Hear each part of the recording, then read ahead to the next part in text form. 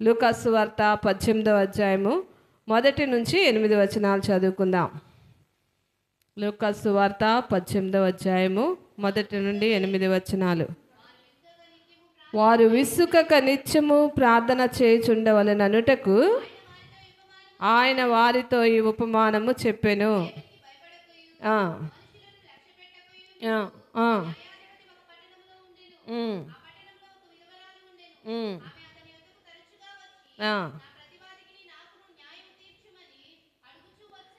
ఆమె అతని యొద్దకు తరచుగా వచ్చి నా ప్రతివాదికిని నాకును న్యాయము తీర్చుమని అడుగుచూ వచ్చెను గాని అతడు కొంతకాలము ఒప్పకపోయెను.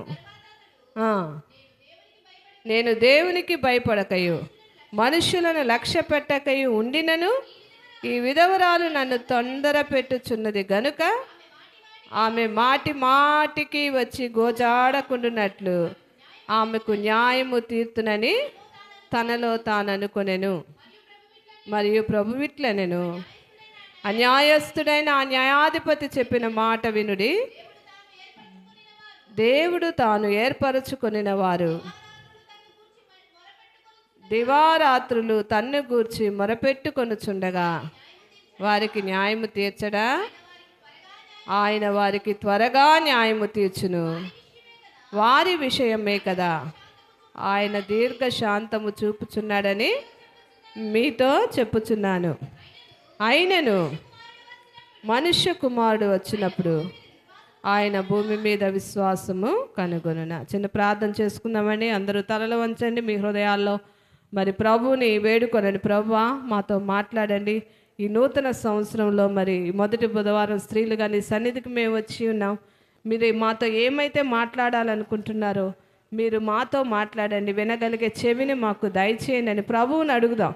ఎందుకంటే మనుషుల మాటల్లో మరి మనకి బలము లేదు, శక్తి లేదు, ధైర్యము లేదు. కానీ దేవుని మాట మనల్ని బ్రతికిస్తుంది కనుక ఆయన మాట కొరకు మనం కనిపెడదాం. చిన్న ప్రార్థన చేసుకోండి మీ హృదయాల్లో. ప్రేమ కలిగిన తండ్రి, జీవం కలిగిన ఆయన, జీవాధిపతి, నీ ఘనమైన పాదములకు వందనాలు, స్తుతులు, స్తోత్రాలు చెల్లించుకుంటున్నాం. గొప్ప దేవుడవు నాయన. ఇదిగో చదవబడిన లేఖనాన్ని మీరు దీవించండి, విరిచి మాకు వడ్డించండి ప్రభువా. మీరు మాట్లాడండి తండ్రి నాయన. మీరు మాట్లాడితే మాకు మేలు ప్రభువా నాయన. మీరు మాట్లాడితే తండ్రి మాకు దీవెన ప్రభువా. మీరు మాట్లాడితే తండ్రి మాకు జీవము తండ్రి నాయన. మీరు మాట్లాడితే మాకు స్వస్థత తండ్రి. మీరు మాట్లాడితే సమస్తము తండ్రి మాకు అనుగ్రహించే దేవుడవు కనుక నాయన మీ మాట కొరకు మేము ఎదురు చూస్తున్నాము తండ్రి. అయ్యా మీరు మాట్లాడి మమ్మల్ని బ్రతికించండి ప్రభువా. బలహీనురాల్ని తండ్రి నాయన, ఎందుకు పనికిరాని నన్ను మీరు ఎన్నుకొని నిలవబెట్టుకున్నారు ప్రభువా. మీరు బలపరచండి దేవా. ఆత్మదేవ నాలో ఉండి మీరు మాట్లాడి ప్రభువా మమ్మలను బలపరిచి నీ రాజ్యం కొరకు సిద్ధపరచమని యేసు నామములో స్తుతించి ప్రార్థిస్తున్నాము తండ్రి. ఆమేన్, ఆమేన్, ఆమేన్. చూద్దామా లూకాసు సువార్త 18వ అధ్యాయం 1 వచనంలో ఏమంటున్నాడంటే, వారు విసుకక నిత్యము ప్రార్థన చేయటం కొరకు దేవుడు ఈ ఉపమానాన్ని చెప్పాడు. ఏ ఉపమానం అంట? మరి అక్కడ ఒక స్త్రీ ఉంది. ఆ స్త్రీ ఒక న్యాయాధిపతి దగ్గరికి వెళ్తుంది. దేని కొరకు? ఆమె ప్రతివాదికి నాకు న్యాయం తీర్చమని. ప్రతివాది అంటే శత్రువు కదా. ఏదైనా ఒక స్థలం విషయంలో కానీ మరి ఒక సమస్య విషయంలో కానీ శత్రువుకి మనకి పోరాటం జరుగుతున్నప్పుడు ఎక్కడికి వెళ్తారండి? పోలీసుల దగ్గరికి వెళ్తారు, న్యాయస్థానం కోర్టులకి వెళ్తారు. మరి ఆమె ఆ న్యాయాధిపతి దగ్గరికి వెళ్ళి నా ప్రతివాదికి నాకు న్యాయం తీర్చమని అడుగుతుంది. ఎందుకంటే ఆమెకి మరి డబ్బు లేదు, బలము లేదు, రికమెండేషన్స్ చేయడానికి గొప్ప గొప్ప వ్యక్తులు తెలీదు, ఎవరు సహాయం లేరు ఆమెకి. కానీ ఆమె ధైర్యం ఏంటంటే మరి ఆ ప్రతివాది నా ప్రతివాదికి నాకు న్యాయము తీరుస్తాడని ఆ న్యాయాధిపతి దగ్గరికి ఆమె తరచుగా మాటి మాటికి వెళ్తున్నట్లుగా చూస్తున్నాం. అయితే అతని యొద్దకు తరచుగా వచ్చి నా ప్రతివాదికి నాకును న్యాయము తీర్చుమని అడుగుచూ వచ్చాను కానీ అతడు కొంతకాలము ఒప్పకపోయాను. ఆ న్యాయాధిపతి ఏం చేశాడండి? ఒప్పుకోలే, లక్ష్య పెట్టలే. ఎందుకని? ఆమె దగ్గర ధనము లేదు, బలము లేదు, మరి హంగు ఆర్భాటాలు లేవు. ఆమెకి న్యాయం తీరిస్తే అతనికి ఏమొస్తుంది? ఫీజు కూడా రాదు కనీసం కదా. అందుకని అతడు పెద్ద ఇంట్రెస్ట్ చూపించలేదు, ఒప్పుకోలేదు. అయితే మరి ఆమె ఏం చేస్తుంది చూసారా? తరువాత అతడు, నేను దేవునికి భయపడకయు మనుష్యులను లక్ష్య పెట్టకయు ఉండినను ఈ విధవరాలు నన్ను తొందర పెట్టుచున్నది గనుక మాటి మాటికి వచ్చి గోజాడకుండునట్లు ఆమెకు న్యాయము తీర్తునని తనలో తాను అనుకున్న. దేవునికి స్తోత్రం. హల్లెలూయా, హల్లెలూయా. చూసారా, ఈమె పట్టు వదలకుండా మాటి మాటికి వెళ్తుందంట. ఈమె వెళ్ళినప్పుడల్లా న్యాయాధిపతి ఏమంటున్నాడంటే, రేపు రామ్మా చూద్దాం. అంతే కదండి, పోలీసులైనా కోర్టులైనా వెళ్ళామంటే వెంటనే కేసుని తేల్చరు. రేపు రామ్మా అంటాడు. రేపు వెళ్ళామనుకో, కొంతసేపు అయిన తర్వాత 2 రోజులకి కనబడమ్మా అంటాడు. అలాగా సంవత్సరాలు మరి కోర్టుల్లో ఏదైనా కేసు వేసినప్పుడు సంవత్సరాలు దొర్లిపోతూ ఉంటాయి. అయినప్పటికీ కూడా ఈమె ఆయన ఎన్నిసార్లు రమ్మంటే అన్నిసార్లు పట్టు వదలకుండా మాటి మాటికి ఆ న్యాయాధిపతి దగ్గరికి వెళ్ళి, అయ్యా నా ప్రతివాదికి నాకు న్యాయం తీర్చరా, మీరు రమ్మన్నారు కదా నేను వచ్చానని. అలాగా ఆమె బ్రతిమలాడుతున్నప్పుడు, గోజాడుతున్నప్పుడు ఆయన అనుకున్నాడంట, ఇదిగో నేను దేవునికి భయపడట్లేదు, మనుషులను కూడా లక్ష్య పెట్టట్లేదు. అయినను చూసారా, మాటికి ఈమె వచ్చి అడుగుతుంది కాబట్టి ఈమెకి నేను న్యాయము తీర్చాలని తన మనసులో అనుకున్నాడంట. దేవునికి స్తోత్రం. హల్లెలూయా, హల్లెలూయా. అయితే ప్రభు ఏమని చెప్తున్నాడంటే, ఈ ఉపమానమును బట్టి 6వ వచనంలో చూసినట్లయితే, అన్యాయస్తుడైన ఆ న్యాయాధిపతి చెప్పిన మాట వినుడి. దేవుడు తాను ఏర్పరచుకుని వారు దివారాత్రులు తన్ను గూర్చి మొరపెట్టుకొనుచుండగా వారికి న్యాయము తీర్చడా? పైన అంటాడు, అన్యాయస్తుడైన కాదమ్మా, చూడండి, మరి దేవునికి మనుషులకు భయపడక ఉన్న ఆ యొక్క అన్యాయస్తుడైన న్యాయాధిపతే తరచుగా ఈమె వెళ్ళుటను బట్టి మనసుని మార్చుకున్నాడు. కానీ మన దేవుడు న్యాయవంతుడు కదండి, న్యాయము తీర్చే దేవుడు. ఆయన దగ్గర అన్యాయము లేదు. కాబట్టి మనం మాటికి ఆయన సన్నిధికి వచ్చి మొర పెడుతున్నప్పుడు ఆయన తప్పకుండా న్యాయాన్ని తీర్చే దేవుడైనాడు. దేవునికి స్తోత్రం. హల్లెలూయా, హల్లెలూయా. అందుకే 8వ వచనంలో, ఆయన వారికి త్వరగా న్యాయము తీర్చును, వారి విషయమే కదా ఆయన దీర్ఘశాంతము చూపుచున్నాడు కదా. మన దేవుడు దీర్ఘశాంతము చూపే దేవుడు. మనం ఎన్నిసార్లు ఆయన యొద్దకు వచ్చినప్పటికీ, ఎన్నిసార్లు మరి ఆయన ఆశ్రయించినప్పటికీ ఆయన మనల్ని త్రోసివేసే దేవుడు కాదు. ఇక్కడ ఈ స్త్రీ విషయంలో మనం నేర్చుకోవాల్సింది ఏంటంటే, పట్టు వదలకుండా పట్టుదలగా తనకు న్యాయము జరిగే వరకు కూడా మాటికి వచ్చి ఆ న్యాయాధిపతిని తొందర పెట్టినట్లుగా చూస్తున్నా. ఆ న్యాయాధిపతి వెళ్ళిపోమన్నా, త్రోసివేసినా కూడా ఆమె సిగ్గుపడలేదు. మరి మాటికి వచ్చినట్లుగా మనం చూస్తున్నాం. అటువంటి పట్టుదలని మనం కూడా కనపరచాలని ప్రభు ఈ దినం మనతో మాట్లాడుతున్నాడు. అందుకనే ఈ స్త్రీని మన ముందుకు తీసుకొని వచ్చాడనమాట కదా. గత సంవత్సరం అంతా కొన్ని విషయాల్లో మనం ప్రార్థన చేసాం కదండి. మరి మన కుటుంబంలోని సమస్యల్లో, మరి మన యొక్క బంధువుల విషయాల్లో, మరి మనకు ఎన్నో సమస్యలు, వివాహాలే కానీ, ఉద్యోగాలే కానీ, బిడ్డల చదువులు కానీ, మరి రాకపోకల్లో, మరి ప్రయాణాల్లో క్షేమం కానీ, ఉదయం లేచిన దగ్గర నుండి రాత్రి పడుకునే వరకు పోరాటమే కదండి. పోరాటం కదా. మన బిడ్డలు స్కూల్కి వెళ్ళారు, మరలా వారు క్షేమంగా వచ్చే వరకు భయమే.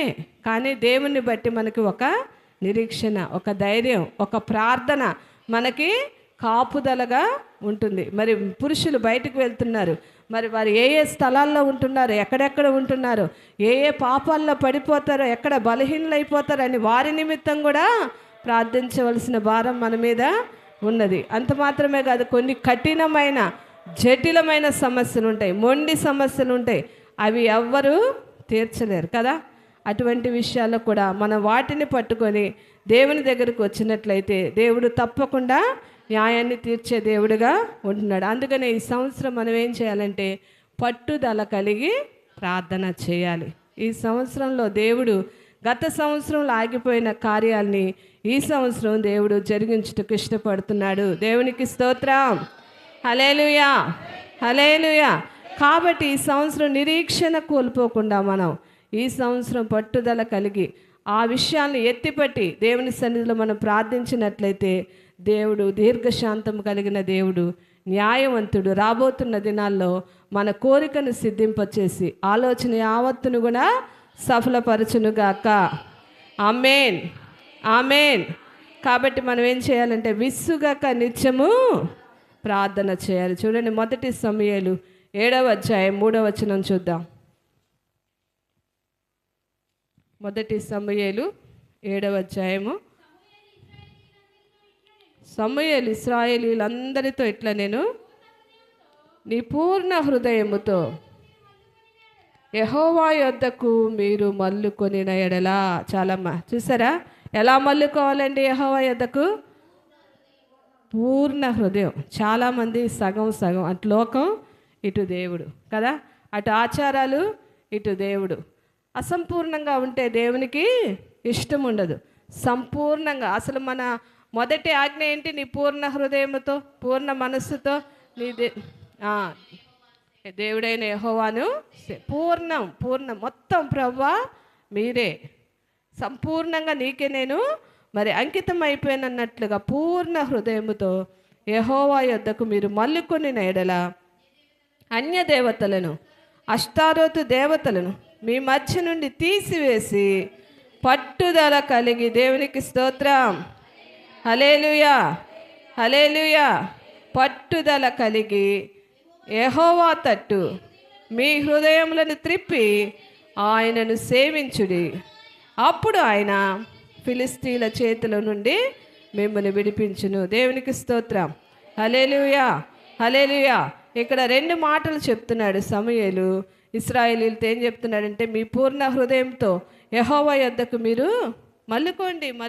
ఈ సంవత్సరమైనా మీరు పూర్ణ హృదయంతో మల్లుకోండి. ఇప్పటి వరకు సగం సగం, అవసరమైనప్పుడు, ఖాళీ దొరికినప్పుడు, కుదిరినప్పుడు దేవుని సన్నిధికి వస్తున్నారేమో, మరి నన్ను సేవిస్తున్నారేమో.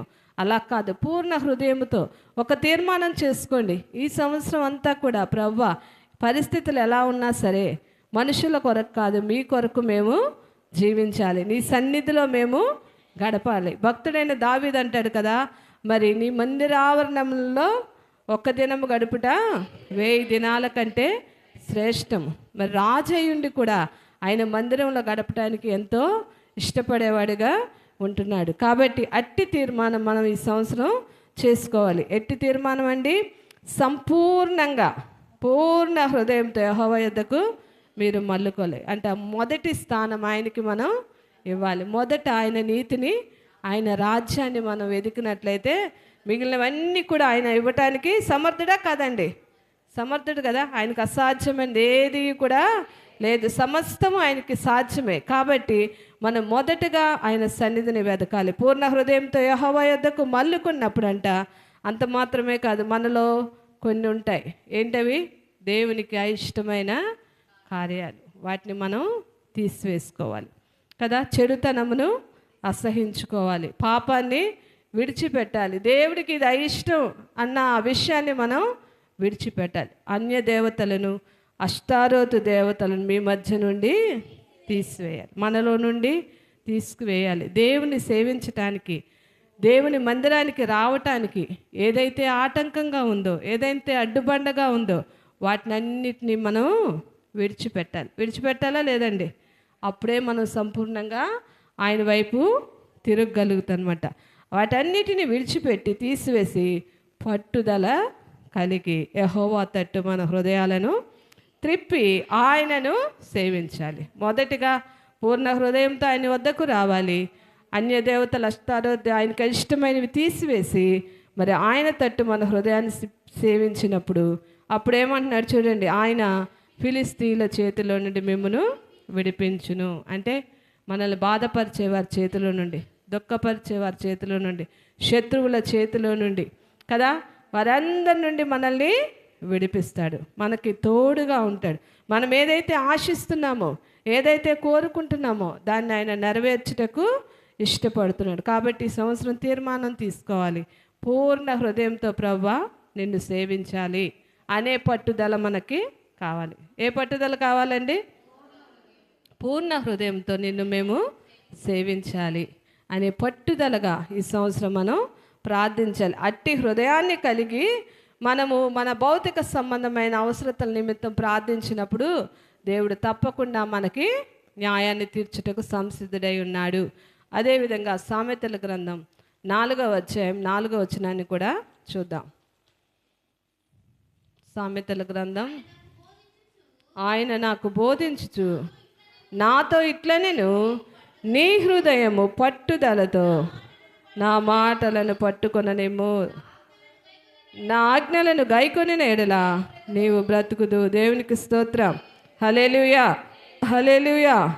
ఎలా ఉండాలంటండి? మన హృదయము పట్టుదలతో ఆయన మాటల్ని పట్టుకోవాలి. వాక్యం వింటున్నాం, ఆదివారం వస్తున్నాం, శుక్రవారం వస్తున్నాం, ఆయా సమయాల్లో వస్తున్నాం, వాక్యాన్ని చదువుతూ ఉంటున్నాం. అనుదినం చదువుతున్నారండి, వాక్యాన్ని చదువుతూ ఉంటాం, వాక్యాన్ని వింటూ ఉన్నాం. ఆ మాటల్ని ఎలా పట్టుకోవాలంట? పట్టుదలతో మనం పట్టుకోవాలి. ప్రభువా, ఈ మాట నువ్వు ఈ దినం మాట్లాడావు కదా, సంపూర్ణంగా నీ వైపు తిరిగినప్పుడు, మాటి మాటికి నీ దగ్గరికి వచ్చి ప్రార్థించినప్పుడు నీవు కార్యం చేస్తానన్నావు కదా నాయన, నువ్వెందుకు నా పట్ల ఈ కార్యం చేయవనే పట్టుదల మనకి కావాలి. ఆ మాటలు పట్టుదలగా మన హృదయంలో ముద్రించబడాలి. ఆ మాటలు ఎత్తి మనం ప్రార్థించాలి, ఆ వాగ్దానాలు ఎత్తి మనం ప్రార్థించాలి. ఈ సంవత్సరం అనేక మందికి అనేక వాగ్దానాలు వచ్చాయి కదా, వాటిని చూసి ఎంతో సంతోషపడతాం. అలా అని వదిలిపెట్టి వేయకుండా ఆ వాగ్దానాలు ఎత్తి ప్రతిదినము మనం ప్రార్థించినప్పుడు ఆ వాగ్దానాన్ని దేవుడు మన పట్ల నెరవేర్చేవాడుగా ఉంటున్నాడు. అందుకే అంటున్నాడు చూడండి, మరి నీ హృదయము పట్టుదలతో నా మాటలను పట్టుకొననేమో, నా ఆజ్ఞలను గైకొనేట్ల నీవు బ్రతుకుదు. దేవునికి స్తోత్రం. హల్లెలూయా, హల్లెలూయా. మనం బ్రతకాలంటే ఏవేవో చేయాలనుకుంటాం కదండి. మనం పీల్చుకుంటున్న గాలి కానీ, తీసుకుంటున్న ఆహారం కానీ, త్రాగుతున్న నీరు కానీ ఎక్కడా స్వచ్ఛత లేదండి, ఎక్కడా స్వచ్ఛత లేదు. యవనస్తులు లేదు, చిన్నపిల్లలు అందరూ బలహీనలైపోతున్నారు. కాబట్టి మనం బ్రతకాలంటే మనం ఏం కావాలి? ఆయన ఆజ్ఞలను మనం గైకొనాలి, ఆయన వాక్యాన్ని మన హృదయంలో ఉంచుకోవాలి. మన హృదయంలో నుంచి నిత్యము స్తుతి వెళ్తూ ఉండాలి, పాటలతో ఆయన్ని స్తుతిస్తూ ఉండాలి, ప్రార్థనతో ఆయన్ని కలుసుకుంటూ ఉన్నప్పుడంట మనం బ్రతుకుతాం. దీర్ఘాయువునిచ్చే దేవుడు మనకున్నాడు కనుక మరి దీర్ఘాయువుతో మనం నింపబడాలంటే మనం ఏం చేయాలి? ఆయన ఆజ్ఞలను గైకొనాలి. ఈ సంవత్సరం ప్రభువా, పూర్ణ హృదయంతో నిన్ను సేవించాలి, నీ మాటలను మేము గట్టిగా పట్టుకోవాలి, నీ ఆజ్ఞల ప్రకారం మేము జీవించాలని మనం ప్రార్థన చేయాల్సిన వారమే ఉంటున్నాం. రోమీలకు రాసిన పత్రిక 12వ అధ్యాయం 12వ వచనాన్ని కూడా చూద్దాం. రోమీలకు రాసిన పత్రిక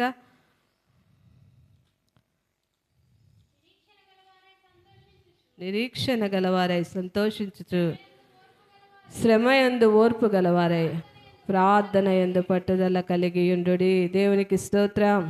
హల్లెలూయా, హల్లెలూయా. ప్రార్థన యందు ఏం కావాలంటండి? పట్టుదల. ఈ సంవత్సరం మీరు ఈ మాట మర్చిపోకూడదు. ఏ మాట? పట్టుదల. పట్టుదల కలిగి ఉండాలి. చాలా కొన్ని విషయాలు చాలా పట్టుదలగా ఉంటారు కదండి. కొంతమంది చిన్నపిల్లలు ఇంట్లో అలుగుతూ ఉంటారు తల్లిదండ్రుల మీద, ఆహారం తీసుకోరు కదా. కొంతమంది ఏదన్నా కావాలని అడుగుతారు, అది ఇవ్వకపోతే మరి పట్టుదలగా అది ఇచ్చే వరకు కూడా ఏదో రీతిగా పెనుగులాడుతూ ఉంటారు. కానీ వాటి విషయాల్లో మనకు పట్టుదల అవసరం లేదు, కానీ మరి దేవుని విషయంలో మనం పట్టుదల కలిగి ఉండాలి. అటువంటి పట్టుదల కలిగి సంవత్సరం అంతా మనం ప్రార్థన చేసినట్లయితే మనం పొందుకోనిదంటూ ఏది కూడా ఉండదు. దేవునికి స్తోత్రం. హల్లెలూయా, హల్లెలూయా. ఇది మా గృహంలో జరగలేదండి, ఇది అవ్వలేదండి అని మనం చెప్పటానికి కంప్లైంట్ అనేది ఉండదు. కావాలా? ఎంతమందికి కావాలి అట్టి కృప? దేవుడు మన ఆశను తీర్చునుగాక. ఆమేన్, ఆమేన్. ప్రార్థన యందు పట్టుదల కలిగి ఉన్నట్లయితే హబక్కుకు ప్రార్థన చేస్తున్నాడు చూడండి, 3వ అధ్యాయము 2వ వచనంలో. హబక్కుకు 771వ పేజీ, 771వ పేజీ చదువమ్మా.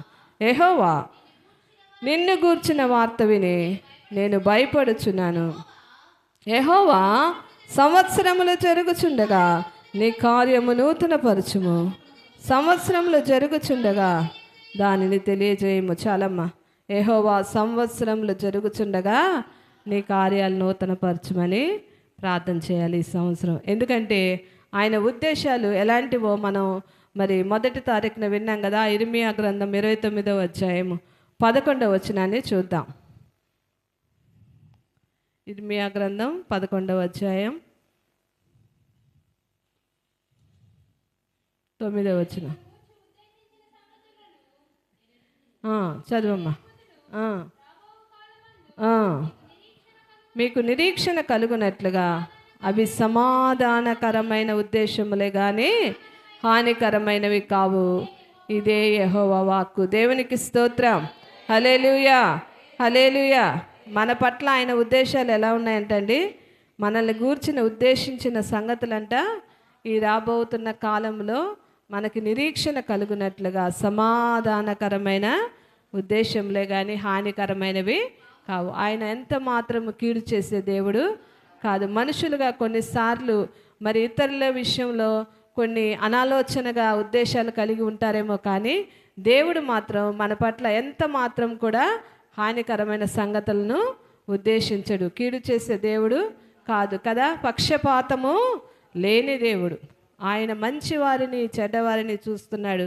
మంచివారి మీద చెడ్డవారి మీద కూడా వర్షమును కురిపిస్తున్నాడు. కాబట్టి అటువంటి దేవుడు మన పట్ల సమాధానకరమైన ఉద్దేశాలు కలిగి ఉన్నాడు కనుక అవి మనము పొందుకోవాలి. ఆ వాగ్దానాలు మనం స్వతంత్రించుకోవాలంటే మరి హబక్కుకు వలె మనం ప్రార్థన చేయాలి. ప్రభువా, సంవత్సరాలు జరుగుతున్నాయి నాయన, నీ కార్యం మా ఎడల నూతన పరచు ప్రభువా అని మనం ఏ ఏ విషయాల్లో వెనకబడిపోయాము, ఏ విషయాలు మనం మన కుటుంబంలో ఆగిపోయినాయో వాటిని ఎత్తి ప్రత్యేకంగా కూడా పట్టుదలగా మనం ఈ సంవత్సరం ప్రార్థన చేద్దాం. ప్రార్థన చేసినప్పుడు ప్రభువు తప్పకుండా కూడా మరి ఈ సంవత్సరమే మనం వాటిని పొందుకోవాలని పట్టుదలగా ప్రార్థన చేద్దాం. మరి పట్టుదలగా ప్రార్థన చేసే వ్యక్తులు అన్నప్పుడు ఎవరు గుర్తొస్తారు మనకి?